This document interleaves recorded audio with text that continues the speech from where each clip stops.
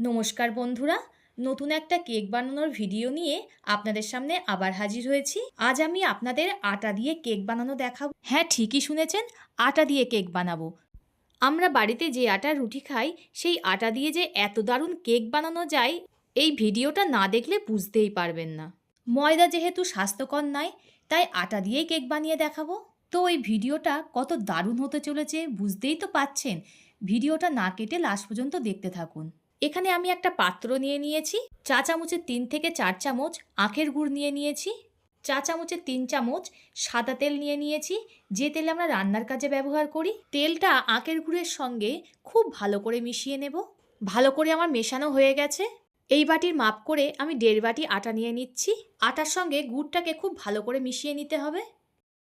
এতে আমি দিয়ে দেব সামান্য লবণ। আটার সঙ্গে লবণটাকে খুব ভালো করে মিশিয়ে নিতে হবে। আমার খুব ভালো করে মেশানো হয়ে গেছে। আমি এখানে গরুর দুধ দিয়ে দিচ্ছি, জাল দেওয়া গরুর দুধ। এখানে নর্মাল তাপমাত্রার দুধই আমি ব্যবহার করছি। এখানে কিন্তু একসঙ্গে বেশি দুধ দেওয়া যাবে না। অল্প অল্প করে দুধ দিয়ে একটা ব্যাটার তৈরি করে নিতে হবে। ব্যাটারটা তাহলে তৈরি হোক, তার মাঝখানে আপনাদের সঙ্গে একটু কথা বলে নেই। আগের কেক বানানোর ভিডিও আমি কিন্তু ডেসক্রিপশানে দিয়ে দিয়েছি, সেখানে গিয়ে দেখে নেবেন। আপনারা কেমন রান্না দেখতে পছন্দ করছেন আপনারা কমেন্ট বক্সে জানাবেন, তেমন রান্না বানানোর চেষ্টা করব। আমার চ্যানেলে নতুন হয়ে থাকলে চ্যানেলটিকে সাবস্ক্রাইব করে আমার পাশে থাকবেন। এদিকে কথা বলতে বলতে আমার ব্যাটারটাও তৈরি হয়ে গেল। আমি এখানে কিশমিশ নিয়ে নিয়েছি, আপনারা যে কোনো ড্রাই ফ্রুটস ব্যবহার করতে পারেন। কিশমিশের মধ্যে অল্প ময়দা দিয়ে দিলাম, যাতে কিশমিশটা ব্যাটারের মধ্যে দলা না পাকিয়ে যায়, সেই কারণে আমি ময়দাটা ব্যবহার করলাম। আমি খুব ভালো করে আবার ব্যাটারটা ফাটিয়ে নেব। ব্যাটার যত ভালো ফাটানো হবে, কেকটা তত স্পঞ্জি তৈরি হবে।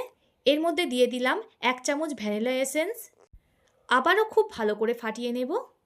এর মধ্যে দিয়ে দেব 1 প্যাকেট ইনো। এখানে আমি কোনো বেকিং পাউডার বা বেকিং সোডা ব্যবহার করছি না। ইনোর মধ্যে অল্প একটু দুধ দিয়ে দিলাম। ইনো দিয়ে কিন্তু সবসময় অনেকক্ষণ ধরেই ফাটিয়ে নিতে হয়। ইনো দিয়ে যত বেশি ফাটাবেন ততই কেকটা ভালো ফুলবে। ব্যাটারটা কিন্তু আমার পুরোপুরি রেডি হয়ে গেছে। থিকনেসটা ঠিক এমনই হবে। এখানে আমি একটা বাটি নিয়ে নিয়েছি, এতে দিয়ে দেবো সামান্য সাদা তেল। তেলটাকে বাটির সারাদিকে খুব ভালো করে ব্রাশ করে নিতে হবে। আপনারা বাড়িতে থাকা যে কোনো পাত্রই ব্যবহার করতে পারেন। এখানে আমি বাটির মাপে একটা সাদা খাতার পিসটা কেটে নিয়েছি। এই পিসটাকে এবার বাটির সঙ্গে খুব ভালো করে সেট করে দিচ্ছি। আগে থেকে বানিয়ে রাখা ব্যাটারটা এই বাটির মধ্যে ঢেলে দেব। বাটিটাকে একটু ড্যাপ করে নেব, যাতে ভেতরে থাকা এয়ারটা বাইরে বেরিয়ে আসে।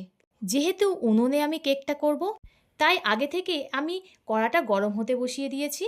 কড়ার ওপরে একটা দিয়ে দিলাম স্ট্যান্ড। বানিয়ে রাখা কেকের ব্যাটারটা এই স্ট্যান্ডের ওপর বসিয়ে দেব। এবার একটা ঢাকনার সাহায্যে ঢেকে দেব, যাতে এয়ার পাস না হতে পারে। আমি 20 মিনিট মতো জাল দিয়ে নেব। 20 মিনিট পরে আপনাদের সঙ্গে আবার দেখা হচ্ছে। 20 মিনিট পরে ঢাকনাটা খুলে দেখাচ্ছি কেকটা কেমন তৈরি হয়েছে। আমি তো প্রায় অবাকই হয়ে গেছি। দেখুন কত সুন্দর না ফুলে উঠেছে কেকটা। এই সময় যদি কেউ কেকের ডেকোরেশন করতে চান, তাহলে কেকের এই সময় ডেকোরেশনটা করে নিতে হবে। আমি এখানে চেরি, কাজু বাদাম এবং কিশমিশ দিয়ে কেকের ডেকোরেশনটা কমপ্লিট করছি। আবারও ঢেকে কেকটা হতে দিচ্ছি 10 মিনিট মতো। দেখুন কেকটা কতটা না দারুণ দেখতে হয়েছে, তাহলে ভাবুন খেতে কতটা দারুণ হবে। কেকটা এবার নামিয়ে নেব। কেকটাকে আমি নামিয়ে ঠান্ডা করে নিয়েছি। একটা প্লেট দিয়ে এইভাবেই বাটিটার মুখটা চেপে নিয়ে উল্টো করে বাটির পিছন দিকে একটু ড্যাব করলে কেকটা বেরিয়ে যাবে হামেশাই অনেক সহজভাবে। দেখুন আপনাদের বাটিটা তুলে দেখাচ্ছি, কত দারুণ হয়েছে। এবার কাগজটাও দেখুন সহজেই উঠে যাচ্ছে। আপনাদের একটু কেকটা সোজা করে দেখাই, দেখুন কত দারুণ হয়েছে। চলুন আপনাদের একটা ছুরির সাহায্যে কেকটাকে একটু কেটে দেখাই। দেখুন কেকটা কতটা স্পঞ্জি হয়েছে, আর খেতেও কিন্তু দারুণ লাগে। কম খরচে বাড়িতেই সহজভাবেই এই কেকটা বানিয়ে দেখবেন, অসাধারণ লাগবে। আর বাইরে থেকে তো কেক কিনে খেতে ইচ্ছা করবে না। তো আজকের ভিডিওটা এই পর্যন্তই। পরবর্তী ভিডিওতে আপনাদের সাথে আবার দেখা হচ্ছে।